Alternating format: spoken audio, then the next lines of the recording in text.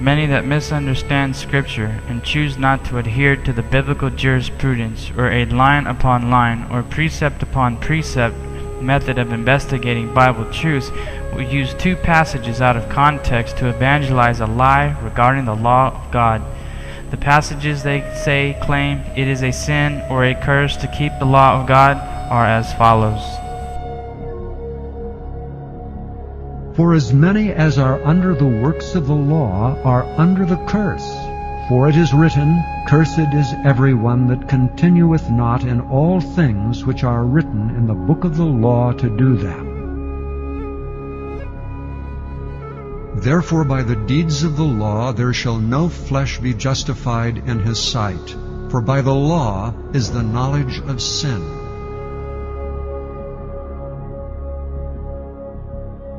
Seeing how these verses seem to contradict themselves would be the first red flag most Christians would decide warrants further study. For example, in Galatians 3:10, it appears that the first half of the passage is saying those that keep the law are cursed. Yet the second half reveals the exact opposite. Looking at Romans 3:20, we see the same scenario as well. So what's going on here?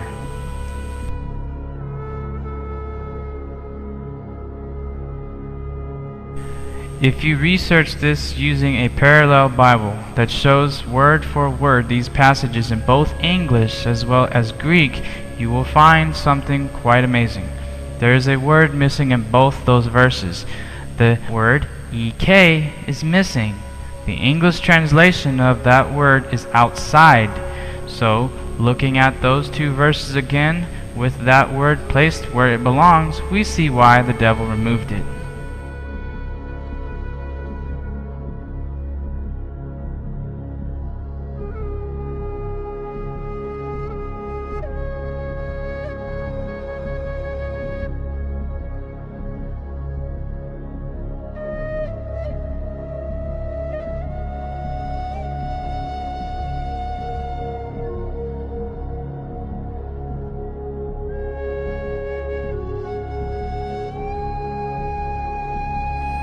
Truth is, if one does the line upon line and precept upon precept, as Isaiah suggested in chapter 28 of his book, we would see many verses prove both passages were missing a word.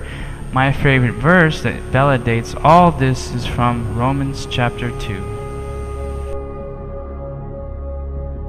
For not the hearers of the law are just before God, but the doers of the law shall be justified. If you still think Galatians 3:10 and Romans 2:20 are saying you cannot be justified by keeping the law of God, then you need to rip out a lot of verses that say otherwise. Okay, shalom. All praises to the Most High, the Heavenly Father, through His Son, the Anointed Savior. We come together once again to bring out another empowering message. Through the Spirit of the Most High, may the eyes and ears of all the viewers be opened. So what today we're going to touch on is the sequel to the trap of Paul's epistles. The Most High, through the Spirit of the Most High, it was revealed on how we have to be cautious when we're dealing with Paul's epistles. Because a lot of those letters and a lot of those verses and scriptures inside of his epistles can be taken the wrong way to promote wickedness. So that's what that video was to show you, that how you have to be wary of how you interpret those letters. But of course, there's always people out there that are more subtle than any beast of the field, and they're always trying to catch more people and bring them to the wickedness or to the dark side. So with this video, we're going to put an end to all misunderstanding regarding the epistles of Paul, because you're going to find out in this video that you have to make a choice. There's going to be no more room for open discussion once we finish this video. There's no more open discussion after we do this. You're going to have to pick sides on who's lying, because you're going to find out somebody's lying. Somebody's lying, and you're going to have to pick, and your whoever you pick, your decision and what you go forth and do is going to have to reflect your decision. We can't have it both ways. That's what we're going to find out. It's either Paul's lying or the Christian church is lying. The modern day Christian church, Christianity. Somebody's lying. That's what we're going to find out. So without further ado, let's get right to it. And then you're going to have to make a choice. I'm Brother Yarashalam. This is the Bible Unlocked. Paul versus Christianity. Somebody's lying. Acts 21 verse 18. And the day following, Paul went in with us unto James, and all the elders were present. And when he had saluted them, he declared particularly what things God had wrought among the Gentiles by his ministry. So now the setting is we have Paul getting together with James and the elders, and he's giving them a report on how his ministry is going with the Gentiles. And he's letting them know that there's been a lot of conversions among the Gentiles. Follow me.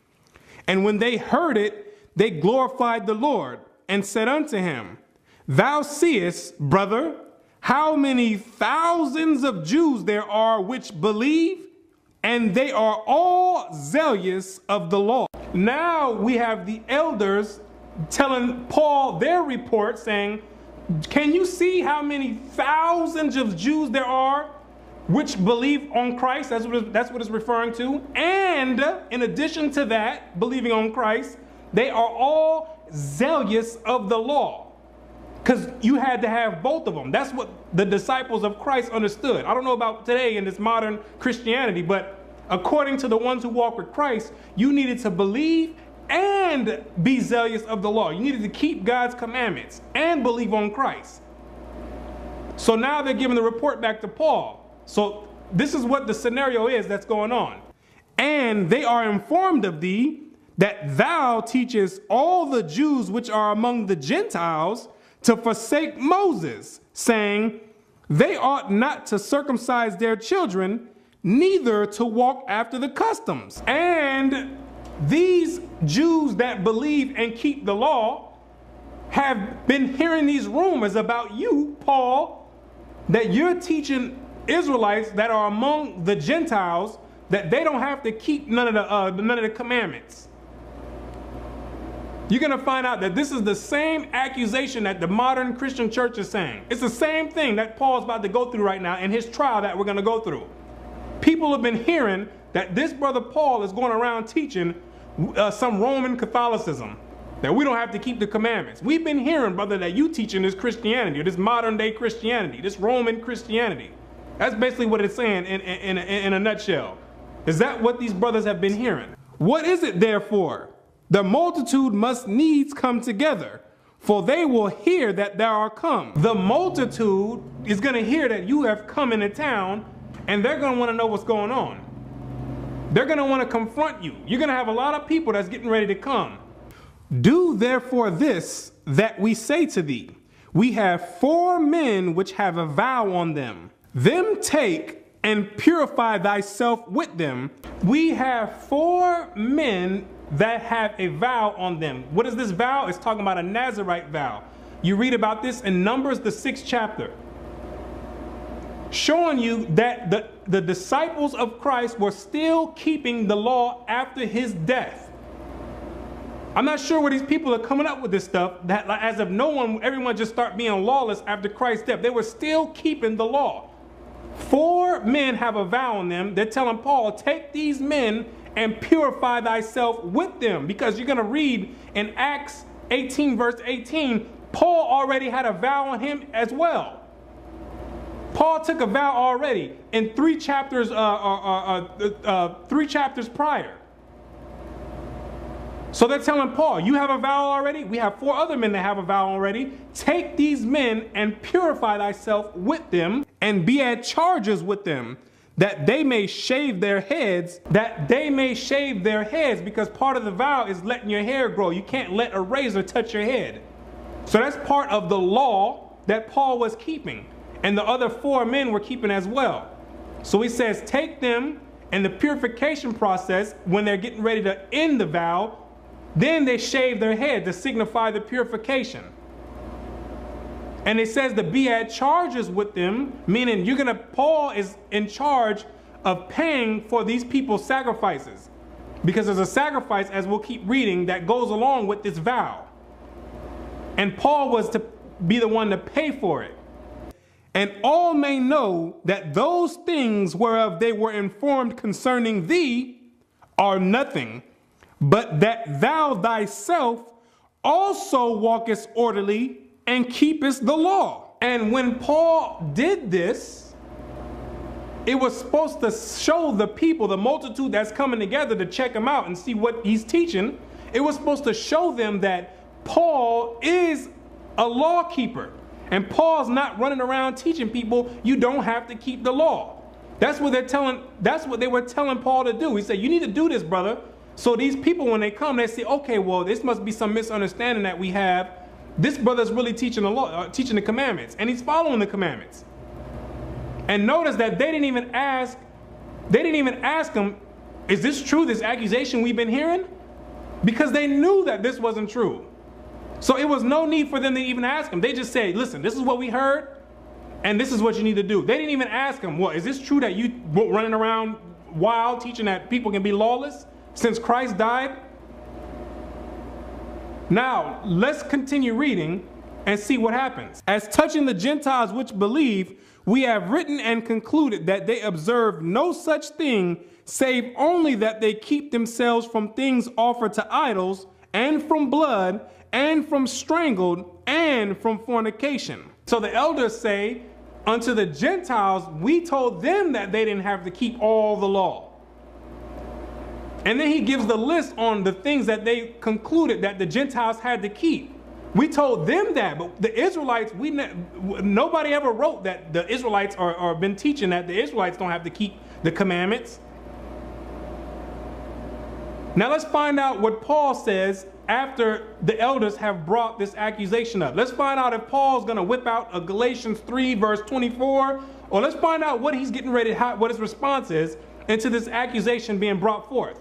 Then Paul took the men, and the next day, purifying himself with them, entered into the temple. Wait, you telling me Paul didn't whip out a Romans 10 verse 9?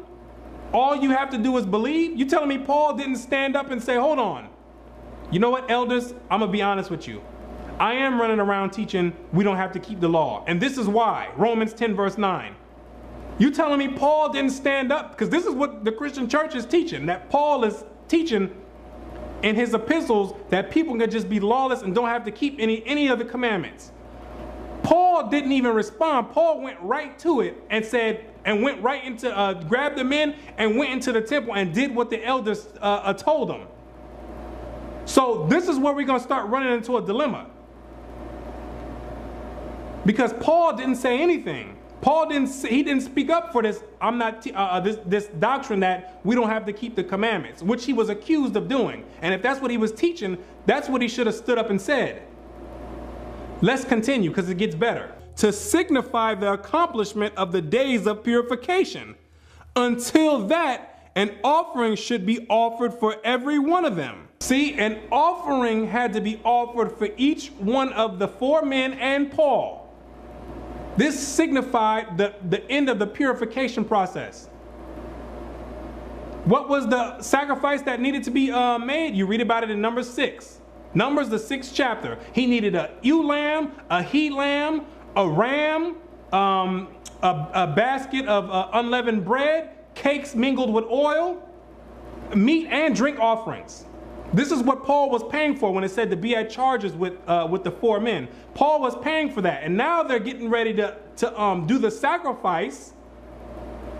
Watch. And when the 7 days were almost ended, the Jews which were in Asia, when they saw him in the temple, stirred up all the people and laid hands on him. Now they caught Paul, the ones that was making these complaints, running around spreading these rumors. They said, there you go right there. That's that brother right there. Yep, I can see him. That's him. Then they stirred up all the rest of the people, and then they went and laid hands on him right before he was getting to finish the vow. So he didn't even get a chance to finish the vow because they snatched him up out of the temple, crying out, Men of Israel, help. This is the man that teaches all men everywhere against the people. This is the man that's teaching there is neither Jew nor Greek, and that everyone's all equal and it's all one big melting pot, and that it doesn't matter who God's people are anymore. This is the guy teaching. What you're going to find out is the people accusing Paul has the same exact interpretation as the modern Christian church. That's what you're going to find out. Watch. And the law, and he's teaching people that they don't have to keep the law. He's running around here telling people that all they have to do is sit back and believe. They can be homosexuals, they can be thieves, murderers. All they got to do is believe. Don't worry about keeping that law. And this place, and further brought Greeks also into the temple, and hath polluted the holy place. And he's bringing Gentiles into the temple, Greeks, Caucasians or Europeans into the temple and profaning it. Because the custom was that the Gentiles were not allowed to come into the temple. They had to stay on the outer court. You can read about that in Revelations 11 verse 2. The outer court was for the Gentiles. The Gentiles can't come into the temple, to the inner court of the temple. So this was a major offense that they were raising against Paul, because this offense was punishable by death. So this was not something small. These are not small accusations that they're raising against Paul. They said, this is the man that's doing this. For they had seen before with him in the city Trophimus, an Ephesian, whom they supposed that Paul had brought into the temple. Because they saw Paul in an earlier instance, a few chapters back, with an Ephesian or a Gentile, natural Gentile, Trophimus, and they supposed that he brought this Gentile into the temple. They supposed. They didn't see it. They supposed. But Paul knew better than to bring Gentiles into the inner court, because that was punishable by death. And all the city was moved, and the people ran together, and they took Paul and drew him out of the temple, and forthwith the doors were shut. And they drew Paul out of the temple, snatched him by his afro and everything, grabbed him straight up out of the temple, say, come on over here. You the one who's been doing this. Come on out. Now, let's continue going on further, and we're going to find out that Paul's going to get put up on trial for this indictment. And we're going to find out what Paul says about it, if these accusations are true or if they're not. Let's go. Acts chapter 24, verse 1. And after 5 days, Ananias the high priest descended with the elders, and with a certain orator named Tertullius, who informed the governor against Paul. So now we have Paul in front of the Roman orator, who's now telling the governor all the indictment charges against Paul and why he's being brought up on these charges. Verse 5. For we have found this man a pestilent fellow, and a mover of sedition among all the Jews throughout the world, and a ringleader of the sect of the Nazarenes, who also have gone about to profane the temple, whom we took and would have judged according to our law. They're saying that Paul is running around causing uproars. He's seditious. He's a pestilent fellow. And that this brother is problematic. So we need to find something to charge him with, because he's running around causing all these problems. But the chief captain Lysias came upon us, and with great violence took him away out of our hands. Then Paul, after the governor had beckoned unto him to speak, answered, For as much as I know that thou have been of many years a judge unto this nation, I do more cheerfully answer for myself. So now finally, after all this ruckus, Paul's standing in front of the governor, and he's finally, for the first time, getting his chance to finally say something. He says, I'm going to answer for myself. So it doesn't matter what anybody else is talking about right now. All the accusations that's being brought forth, we're going to find out what Paul says out of his own mouth. We're going to find out if Paul was teaching you don't have to keep the commandments, or if they were lying on him. Let's find out from the horse's own mouth. Because that thou mayest understand that there are yet but 12 days since I went up to Jerusalem for to worship. And they neither found me in the temple disputing with any man, neither raising up the people, neither in the synagogues nor in the city. Neither can they prove the things which they accuse me. So Paul says, 12 days ago, I was just at Jerusalem worshiping. And they, meaning these Jews that's accusing me, they saw me there. And I wasn't disputing with anyone. I wasn't bothering anyone. All these claims that they're bringing forth, he says they cannot prove. Trying to say that I've been teaching that no one has to keep the laws and the customs of the Jews, he says these people cannot prove. But this I confess unto thee. But this is what I'm going to say to you. This is my confession, that after the way which they call heresy, so worship I the God of my fathers, believing all things which are written in the law and in the prophets. Paul says he believed all things, not some things, not a few things, not a knick-knack, patty-whack, give a dog a bone, not no small things here and there. He says he believes all things written in the law and the prophets. What does that mean? If somebody brought him Leviticus 20 verse 13, if they were sitting there on the judgment a seat in the court and said, Paul, here's Leviticus 20 verse 13. Do you believe this? Where it says a man shall not lie with mankind. If he does so, he shall be put to death. Do you believe this? Paul would have said, yes, I believe that, according to his own words. In the prophets, if somebody would have brought him Isaiah 14 verse 1 through 2, and said, where it says that all the enemies of Israel are going into captivity, Paul, do you believe this? He would have said yes. So how is it that we're getting Paul saying he believes the law and the prophets, and then in the epistles, people are trying to make it seem like he's teaching against the law and the prophets? This is why I say this is the dilemma we're getting ready to run into, and it's going to get better. It's going to get better. Because you can't have it both ways. That's what you're going to find out. You can't have it both ways. Either Paul is lying right here when he's on the stand, or Christianity's lying. Somebody's going to be lying, though. Somebody's going to be the liar. Let's get some more. Acts chapter 25, verse 1. Now when Festus was come into the province, after 3 days he ascended from Caesarea to Jerusalem. Who's Festus? He's the successor of Felix, the last Roman procurator. So now we have Festus coming down, and now he's about to deal with Paul. Verse 6. And when he had tarried among them more than 10 days, he went down unto Caesarea, and the next day, sitting on the judgment seat, commanded Paul to be brought. So now we have Paul getting ready to be brought in front of Festus.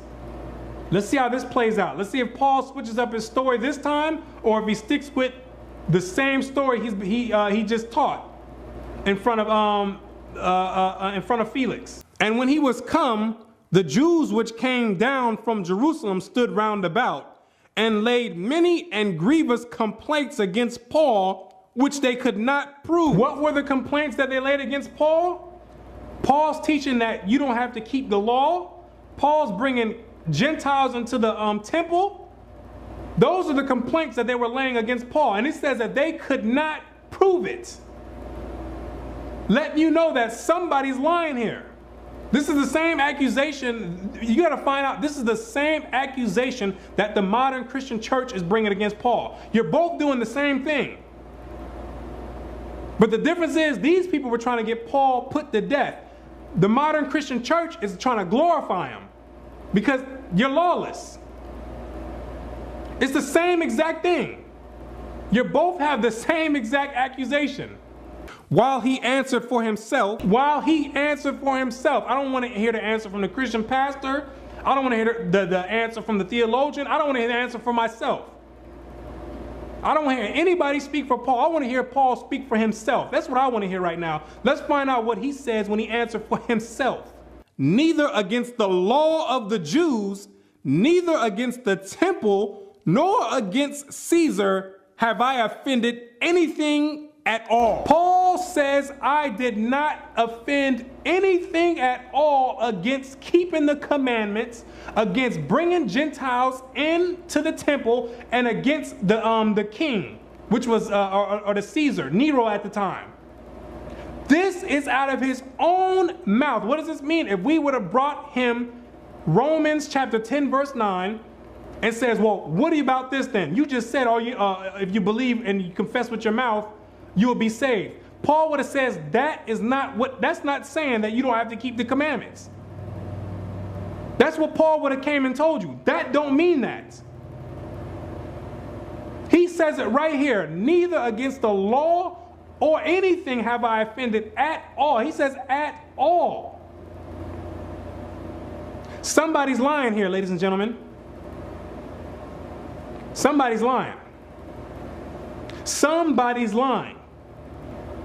Either Paul is sitting up here right now being a bold-faced liar, and he's being a coward and not standing up for what he believes, or the Christian church is purposely lying on him.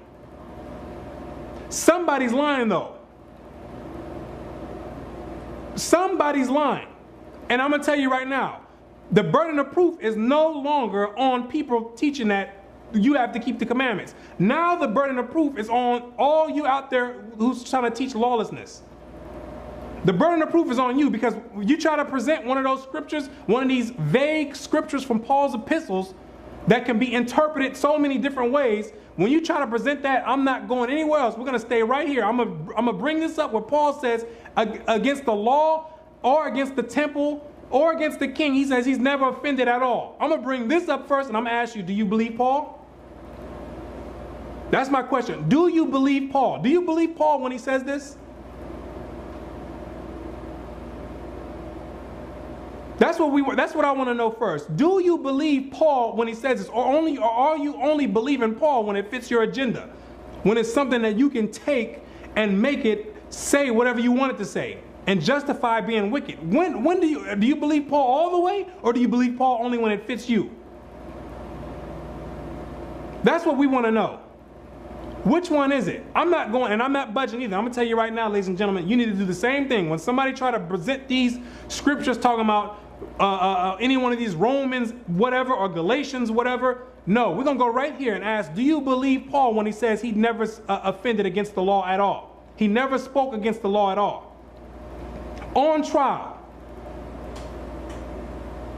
Because the two options are, if you believe Paul, if you believe him right now when he's saying he never spoke against the law, that means in his epistles, what you need to do is you need to interpret those epistles to correspond to what he's saying here, in order to not make him a contradiction. Because now he's contradicting himself and he's being the devil, if that's the case. Now you're being the devil. You're lying over here. You're being a coward, lying over here on the judgment seat, saying, oh, I'm not teaching that. I'm not teaching that. And then when you get off, you're teaching people, yeah, I'm teaching you don't have to keep the commandments. That's the devil. That's being a liar. That's a deceiver. And if that's how you feel, and if that's what you believe Paul's doing, you don't need to be dealing with none of his letters. You don't need to be dealing with anything that he's dealing with. And if you say you do believe Paul, that means you need to make his letters correspond to what he's saying. You only got two choices, that's it. You only got two choices. And some people out there are just so wicked that they'll say they don't believe what he's saying here and still use his letters for doctrine. When it's dealing with your soul salvation, you don't need to be dealing with discrepancies like that. Well, when he's lying here and telling people, he's lying to the people here, but then he's telling people something else over here. You don't need to be dealing with people like that, if that's how you feel the situation is. So you got a choice to make. You have a choice to make. Nobody wants to deal with this on Paul on the trial. Nobody wants to deal with this. Everyone wants to skip over this, where Paul is blatantly he's flat out telling you, I'm not speaking against the law. Somebody's lying, ladies and gentlemen. Let's continue. Verse 9. But Festus, willing to do the Jews a pleasure, answered Paul and said, wilt thou go up to Jerusalem and there be judged of these things before me? See, Festus was in league with the Jews. They were all trying to get him set up to come down to Jerusalem to be judged there, because they know they were going to catch him there. They were gonna, they were, you know, they know that they were gonna pull some type of trial out and find him guilty. Even if the brother wasn't guilty, they were still gonna make a way to find him guilty. So they were all in league with each other at this point. Then said Paul, I stand at Caesar's judgment seat. Paul says, I'm not a fool. I'm standing right here. Because it's obvious what you brothers are trying to do. It's obvious what y'all trying to do. Y'all can't prove anything that you're saying, and you're still trying to get me to go down to Jerusalem to get judged. You have to be out of your mind. I'm standing right here. That's what Paul says. You can go pull that stuff on someone else, but it's not working here. I've been around the game way too long, where I ought to be judged. To the Jews have I done no wrong, as thou very well knowest. Paul says you know it. You know it. And the Christian church too. You know he didn't offend anything against the Jews. You know it. And if you don't know it and if you don't believe it, you need to leave Paul alone. You can't be using Paul and making it contradict itself when you're dealing with people's salvation. That's inconsiderate and disingenuous. You can't have it both ways. You can't have the ice cream and the cake. You gotta pick one. Either he's lying or he's not lying. Somebody's lying though. Somebody's not telling the truth. Somebody's only telling half the story.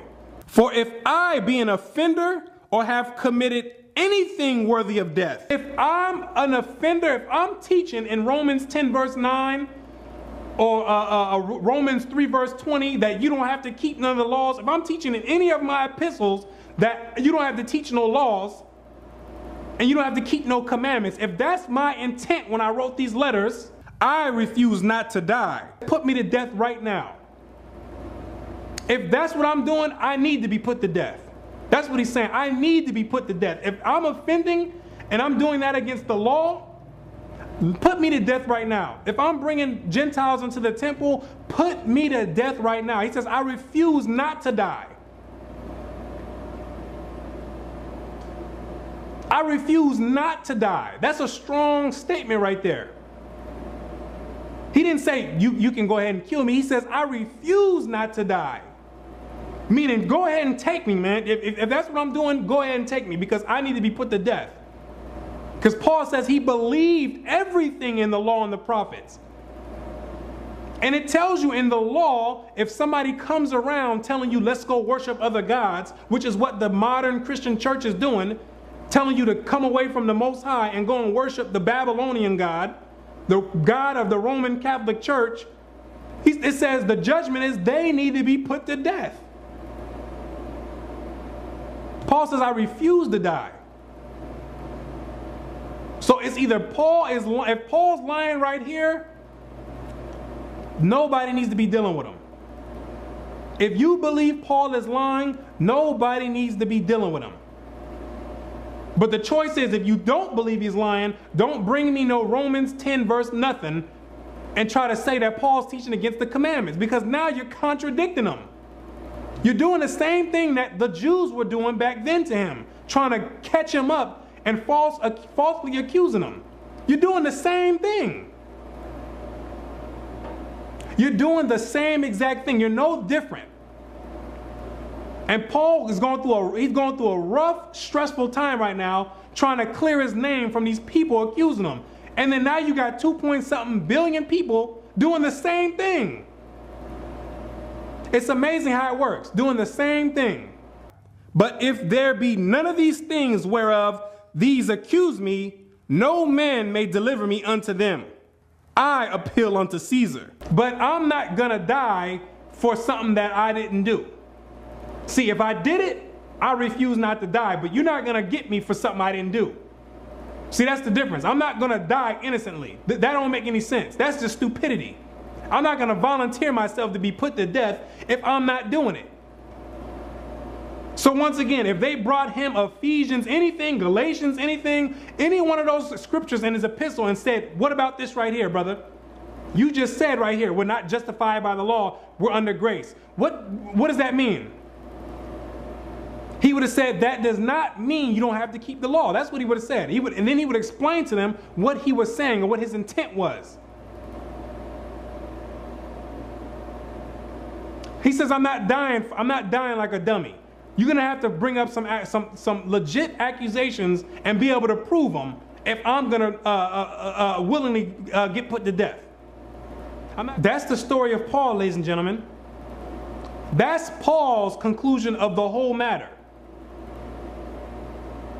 That's what Paul says out of his own mouth. Paul says, I'm not teaching against the commandments. These people are accusing Paul of teaching against the commandments, but Paul out of his own mouth is saying, I'm not doing that.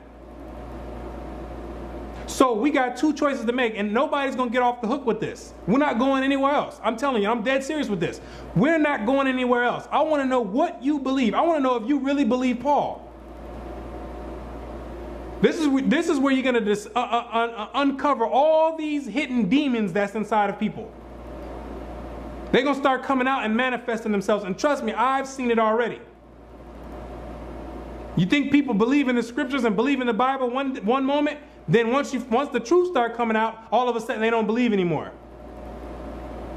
All of a sudden the book is full of myths, full of fairy tales, and all this other extra stuff. They don't believe anymore. I've seen it personally.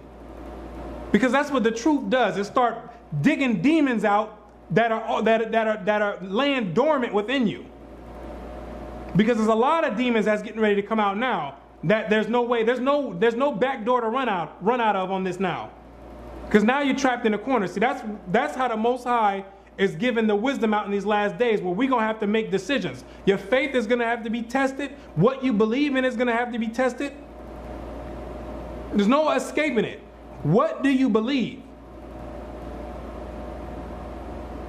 What do you believe? Because if you believe Paul is telling the truth, I don't want to hear about you saying anything about Paul said we don't have to do this. No Colossians 2:16 or any of that stuff. Interpret it the way it was meant to be interpreted, to reflect what he said here on the judgment seat. And if he's lying, you don't need to be following him. If you believe he's lying, you don't need to be following him. Who's going to be following a coward? Who's going to follow a coward? All the other prophets got put to death for this word, standing up firm for what they believe in. Paul is not exempt from that. If he believed that we don't have to keep the commandments, when on the judgment seat, he should have jumped up with a Romans whatever and said, all you got to do is believe. Now, come put me to death. Do something about it. Do something about it. That's what I believe in. I believe Christ died on the cross for everyone else to be lawless. And we don't have to keep no commandments. All we got to do is believe. Do something about it. I'm willing to die right now. That's what we should have seen in this trial. That's what we should have seen Paul come out and do. But he didn't do that. He didn't do that. He spoke, the way he formatted his speech was in league with everyone else in the scriptures.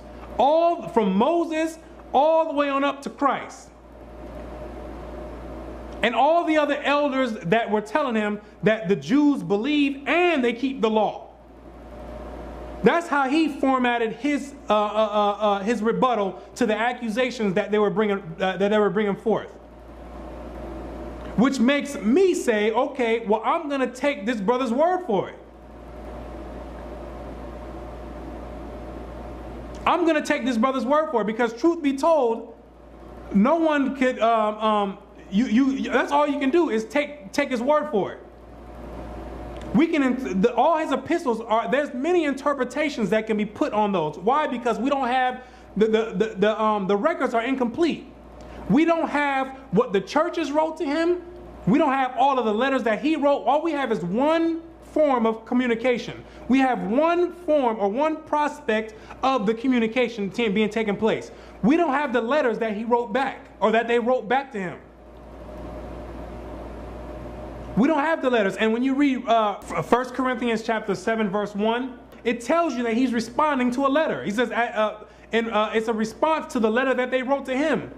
Well, where's that letter at that they wrote to him? So we don't have the full conclusion of what's going on. So people claiming to be some expert on Paul. You're not some expert on Paul. You can't be an expert on something that you don't have. You can't just chime in halfway through the conversation and think you know everything that's going on. The fact is, we don't know what's going on. Paul wrote 4 letters to the Corinthians. How many do we have in the scriptures? We got 2. We got 2 letters out of 4. And someone jumping in talking about they think they know everything. No, that's not the way it works. It doesn't work that way. So the only thing we can do is go off of what the brother said. At least that's what I'm going to do. Because I'm going to be honest with you. There's brothers out there that have a strong case saying that Paul is lying. And it's a solid case. I'll be unbiased with it. I'll tell you the truth. I'll be objective. They have a strong case. The Christian church has a case, but the Christian church is minute to what other brothers who actually study the scriptures. They have a strong case for it. But I'm not going to go with that because I'm not going to take the risk of him telling the truth. I'm going to take his word for it, and that's how I'm going to interpret his epistles. I'm going to interpret his epistles to not defame his name as the other Jews and all other Christianity is doing already. I think that's unfair for someone to do. But the difference is the brothers that teach that he's lying, they don't deal with the epistles of Paul. That's the difference between them and the Christian church. They say we're not dealing with it at all. We're going to stick to what we know and what's clear versus going to something that's not all the way clear. So, ladies and gentlemen, we got a decision to make. I'm going to tell you that right now. There's a decision to make. That's all I want to hear. What do you believe? I don't want to hear no other scriptures. What do you believe? Do you believe Paul? Is Paul telling the truth or is he lying? And then after you make that decision, everything else that you bring out with Paul better reflect that decision. Until next time, we give praise and honor to the Most High. I'm Brother Yarashalam, and I say Shalom.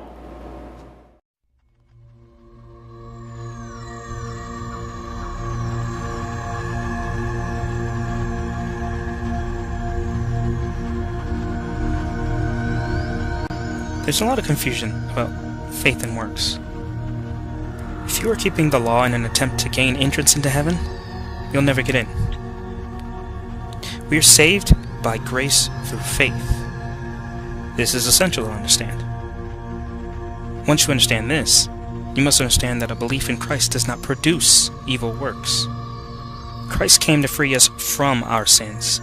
He did not only die for our sins, that we may be forgiven, but he also came to cleanse us from all evil. If we are cleansed from evil, then we will do good. Is not God's law good? Romans 7:12 says, "Wherefore the law is holy, and the commandment holy, and just, and good." So, is a murder, or adultery, or theft good or bad? They're bad things, right? Those are sin. Those are evil, and that is what Christ came to free us from. John chapter 8, verses 34 to 36 says, Jesus answered them, "Verily, verily, I say unto you, whosoever committeth sin is the servant of sin. And the servant abideth not in the house forever, but the Son abideth ever. If the Son therefore shall make you free, ye shall be free indeed." What about the Sabbath? Let me ask, is it good to break God's law? Why is it bad to steal, but it's not bad to disobey God and rest specifically when He told us to? This, my friends, is what it's all about. Will you obey God or not? We can theoretically be called a good person for refusing to steal and refusing to lie and refusing to murder. But the line of separation is drawn between those who keep the Sabbath and those who do not. It comes down to obedience. There is one class who obeys God and does whatever He commands, and there is another class who does not obey God. This is what the Sabbath is about. Obedience. regardless of how insignificant you may think it is, though it is not. It is a requirement of the worshiper of God to keep the Sabbath. Will you keep His law or not? Will you accept the mark of the beast, or will you accept the seal of God? You get one choice. Choose wisely. Joshua chapter 24 verse 15 says, "And if it seem evil unto you to serve the Lord, choose you this day whom ye will serve, whether the gods which your fathers served that were on the other side of the flood, or the gods of the Amorites, in whose land ye dwell. But as for me and my house, we will serve the Lord." Is it good to you to obey God? Revelation chapter 14 verses 9 to 12 says, "And the third angel followed them, saying with a loud voice, If any man worship the beast in his image, and receive his mark in his forehead or in his hand, the same shall drink of the wine of the wrath of God, which is poured out without mixture into the cup of his indignation. And he shall be tormented with fire and brimstone in the presence of the holy angels, and in the presence of the Lamb. And the smoke of their torment ascendeth up forever and ever. And they have no rest day nor night, who worship the beast and his image, and whosoever receiveth the mark of his name." Here is the patience of the saints. Here are they that keep the commandments of God in the faith of Jesus. Who are those that won't receive the mark of the beast? Those that keep the commandments of God, all of them, including the Sabbath, and have faith in Christ. Not those who disobey God's commandments.